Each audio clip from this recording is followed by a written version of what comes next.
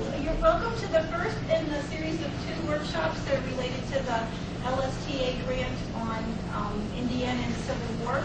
We're delighted to have with us today Miranda Nixon, who is the preservation coordinator at the University of Pittsburgh Libraries, and then in the archives. Yes, it's our own department of preservation, the whole preservation department. Anyway, so without more fuss, I'll let her begin to tell you about preserving materials whenever you're doing CM. Yeah. So I've been with Pitt for about 4 years. I started as a student, as many of you are, and I kind of learned from there on working with documents and preservation as a whole. I started as a student actually in the preservation lab. So my knowledge all comes from that background, and a lot of what I'm going to impress upon you for this workshop is that we're focusing on preservation of materials during scanning. However, you always want to keep in mind long-term preservation. You don't only want to be thinking about this immediate project. You want to think about these documents long-term. You know, hopefully we'll have them 50 years, 100 years later, regardless of the scanning project. So what I'm going to go over is going to be proper handling techniques. This will be the process of the scanning and just sort of in general in the work area that you'll have. And then I'm going to go over a little bit of what possible difficulties you can encounter. These could be preservation problems that the documents might already have, so that you know what to recognize, you know how to handle those. And then I'll go over just a little bit about what potential damages the scanning could cause. And so what you'll learn in the workshop can help you try to mitigate what those damages may be. So important aspects to remember concerning digitization. Digitization should be a sympathetic process. It should not be something that we are expecting to cause damage, hurt the collection, but we're risking that because we want these digital scans. It should be very sympathetic to the documents and the condition that they're actually in right now. Something digitization has shown us is that just because we're scanning them and keeping a digital copy or maybe putting that online, it doesn't mean that access to the original will never be required again. Most likely it will be, because you might have a bad scan, you might have to go back and redo it. We found that with researchers, a lot of times they've learned of these documents because of the scans that we put online, but then they still want to come back and see the original for some reason in the research. What about the ability, I mean, I would imagine right now we have a certain ability to scan things, but in the future, do we expect, or is that pretty much, well, I guess we could save that question for later, but yeah. I mean, there might be better ways to scan things. That's part of what I'm saying is that we can say that right now we're hoping that these scans will last forever, that we'll always have the technology to be able to read the file, to open the file, it would never get corrupted, we would never have a problem with it, but that might not be the case. So ultimately, having that hard copy is going to be your backup, and it's still the original artifact. In a lot of cases, that original artifact has a lot of value, and so we don't want to basically damage it or completely destroy the process of scanning it. So, damage can be caused by a number of things during the process. It could be caused by the equipment that you're using. It could be caused by high volume handling, so you're trying to go through a lot of materials, as well as time pressures. The faster that you're trying to work, the more you're trying to get done, the more damage you're likely to cause it. It's better to be careful than quick. This picture here is an example of about a 900-page book that I hand sewed, and I could have glued it. I could have done that in a couple hours and let it sit, but ultimately that's not going to be what's best for that book. If I really want it to last, if I want it to open nicely, I have to do the right process, and that goes the same way for scanning. You have to go slow and steady, make sure you're very careful with each individual document. For collection or preservation of the documents, it is of paramount importance original material should be preserved as far as possible. So again, we're talking about the value of our collection, you know, is pretty high, so you really don't want those materials to be destroyed just because of this process. So proper handling of archival documents. I'm going to go a little bit over the work area and general processing, and then we'll talk about the physical documents themselves. So tools and materials. You should only have pencils in your work area. You never want to have pens, you don't want to have markers, glue, whiteout, any kind of ink, anything that could get on your materials and stain them. you might have it off to the side, and you might not actually be using them while you have documents out, but you could accidentally get some on the work table, and later on somebody sets a document down on that table, and it stains it, and then you've got bright pink highlighter on your material from the 1860s. So you just don't want to even have it in the vicinity. Don't even bring it in. Keep a clean working space, ideally one that's dedicated just to scanning those collections. This table you see pictured here is a very nice, large workspace. We keep it cleared off so that its only use is when we're working on materials. You want to be able to have space to have your documents there, be able to move around. If you need to make separate piles for things so that you know what goes with what, you need to be able to have room to do that. And the tighter the space you have, again, the greater the risk that you're going to damage those documents. It's going to bump into something, you're going to nudge it, you might put your arm on it, you need to have the space around you. If you don't have a lot of space, that means that you have to work with less collections at a time. So just be aware of that. Same thing as with tools and materials. No food or drink in the work area. Nothing that could get on it. If you're lucky, you might have something, like you can see these tables here have shelves underneath. I do permit my students to have a drink with a lid on it underneath the table. But if they're taking a drink, they're not standing over top of their materials, opening it up, making a big mess, and there's definitely no food in our lab area.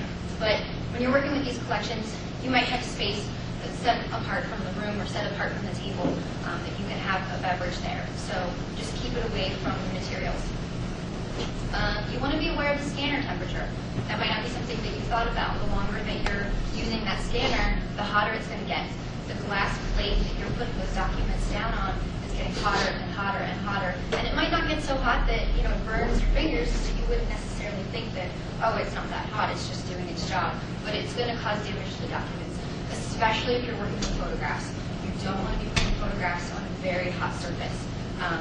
It's hard to predict how it's going to react with the emulsion, especially because you're putting it face down right on the glass. So if it feels like it's getting excessively hot, or if you know you've been running it for a couple hours, shut it down, take a break. You can probably use the break too. So just give it a chance to cool down so you can start back up again and not have to worry about your materials. Tracking procedure, this is really going to depend on the project, and you might have a specific way of doing this, but I recommend having a tracking procedure. And again, this is just going along with whatever they'll have set up for you, but whatever they do have set up, follow along with it. Only work on the materials that you're set to work on at that time. Make sure that you're not working on too many materials at one time, and tracking is very important. You don't want to lose materials. I will expose my great ignorance here. Could maybe you give us at some point that sample? Could you send me a copy of when you're tracking? You write it down and. Well, Aaron actually would be a great person to talk to. Oh, okay. He has with the skin. He has written his own software program that a tracks software things. Yes. Oh, wow. So now you don't have to do something as complex as that. When I work with archives materials, they obviously their materials are not barcoded for individual items.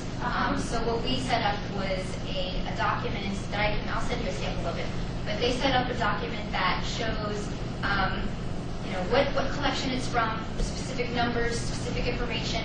If it came from a specific file folder, they have that written down. Yes. And then they're requesting preservation treatment for it. So they write, what they want for that preservation treatment, how quickly they need it, and then usually then we'll get a priority rating so that we know how quickly there's due work for it.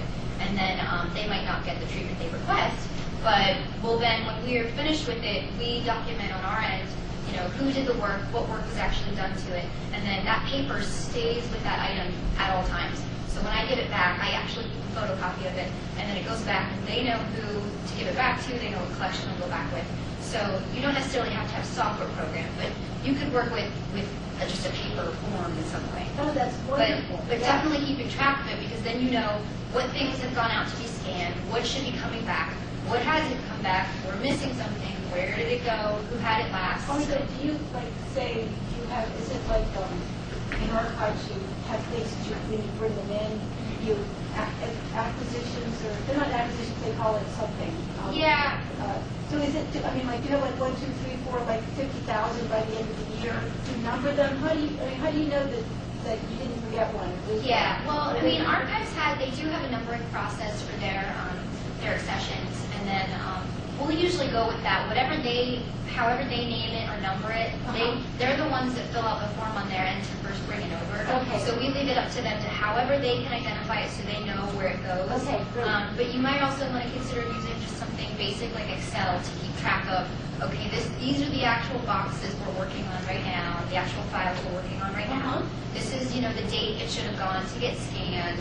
And that way, if you think something's been gone for a while, or okay, I think we should have been done with this box, you can check in and see, like, oh, we sent this over, who's working on it, hasn't been scanned yet, doesn't need to come back. But definitely tracking those items. You don't want to lose any in the process. Well, even for this project, I think that would be a nice document to have to include in the final report. Yes. That they can see all the work that we've done. So Yeah.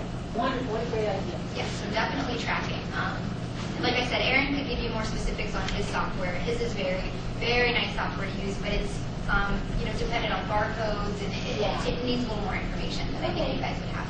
Yeah. So actual handling of the documents. You only want to work with one box or one folder at a time. You don't want to bring out 3 or 4 boxes to your table and say, all right, today I'm here like 6 hours. I'm going to work on all 3 of these boxes.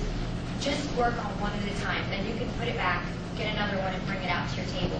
We don't want to mix up collection materials. We don't want to get something shuffled around. It's just better to only do one at a time. And again, then you're taking up more space on your work table and you can get something damaged. When you're moving the collection around, keep it in folders and boxes, as well as when you're not using it. Just keep it put away. Don't pull it out for any reason unless you're actually ready to scan it. If you're moving a lot of boxes around, use a cart if that's available to you. You don't want to risk dropping it. Again, things can get damaged depending on how fragile they are. Again, you could risk mixing up materials. And ask for help if you need moving something. If it's really heavy, don't just chance it. And we don't want you guys injured either. Just make sure that you ask for help. On your workspace, keep your documents at least 3 inches from the edge of your work table. I don't want to have this space, and I've got my papers right here, and I'm working on scanning and doing things. Chances are, I'm going to put my hands on it, I'm going to put my elbows on it, I'm going to set something on it. You don't want to do that. You want to have enough space that you can reach across, you can move things, but that you're not really coming into contact with it more than you have to. Taking notes. You don't want to have notes on a piece of paper that you're setting right on top of your fragile document and writing on. It could leave impressions, regardless of whether you're using a pencil or not. Just try to keep that document off to it by itself and away from wherever you're taking notes. If we are using a form for tracking, and say you're keeping track of which ones you've scanned or how many you've gone through, just keep that set to the side for your documents. Clean hands, no cotton gloves. Cotton gloves are definitely big in the archives world. We do use them for a lot of things. They're great for photographs. They're great for videotape material, something that is extremely sensitive to the oils in your fingers. So I recommend it for that. So if you're handling photos, please use them. If you're just handling paper material, it's better to have clean hands. Wash your hands. There's no oils then. Don't put lotions on and then touch it. Your hands will probably be dry. Just bear with it until you're done with your shift. That stuff is going to get on the document, and what happens if you wear cotton gloves is that if that document's really fragile, it has a lot of tears, you're going to be clumsier with the cotton gloves. You might have a higher chance of tearing it and making it worse than if you didn't have the gloves on at all. So just don't wear the gloves if you can help it. Just wash your hands and keep them clean. You go to a lunch break, wash them, come back. Take a bathroom break, wash them. So just make sure that you have clean hands. This one might be obvious, but to some people it isn't. No